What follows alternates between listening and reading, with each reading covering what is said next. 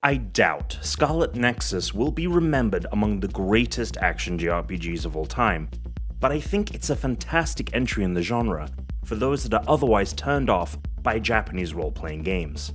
Held up by a smartly executed combat system, Scarlet Nexus trims away a lot of the fat typical of JRPGs, and while the gameplay can get a little repetitive, its lean runtime and engaging story meant that I saw it through to completion with little tedium. Scarlet Nexus takes place in an alternate reality where the world is plagued by attacks from grotesque monsters known as Others. From the get-go, you can choose to play as one of two protagonists, both of which are cadets in the Other Suppression Force. Yuito is a member of the prestigious Sugurami family, wielding a katana. Kasane is an orphaned wunderkind that uses psionic knives to attack.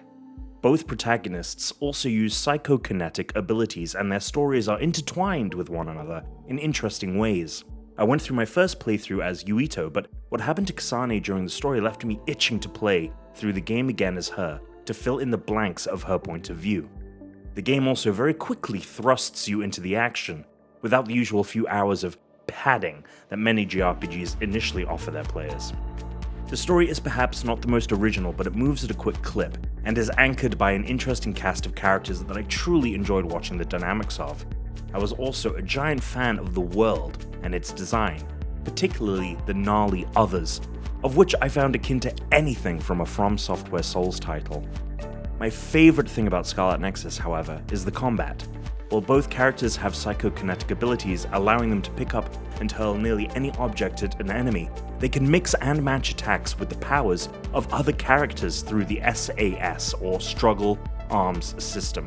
These abilities range from pyrokinesis and fire attacks to hyperkinesis, which lets you slow down time.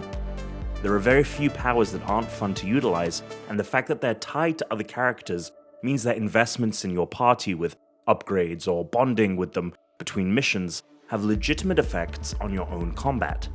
I also really appreciated the liberal cooldown, meaning that you are constantly able to access another character's abilities and never feel like you need to conserve. It keeps the combat dynamic.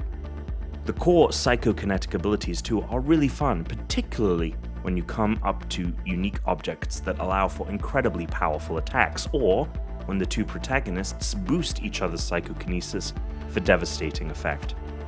Of course, this wouldn't be an RPG without subsystems like augmentations, items, and a skill tree.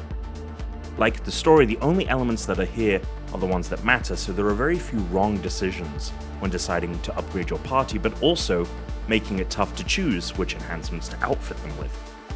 An RPG that can get me in and out of its menus quickly is one that I am more likely to enjoy, and that's where the game saved me a lot of time that might otherwise have lost me.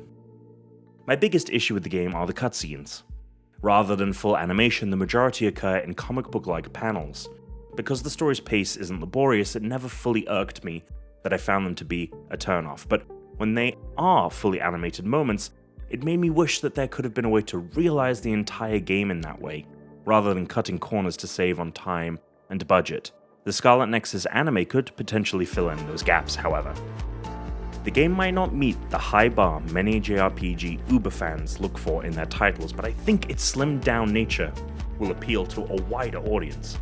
And I think that anyone looking for a solid third-person action game this summer will have a great time with Scarlet Nexus.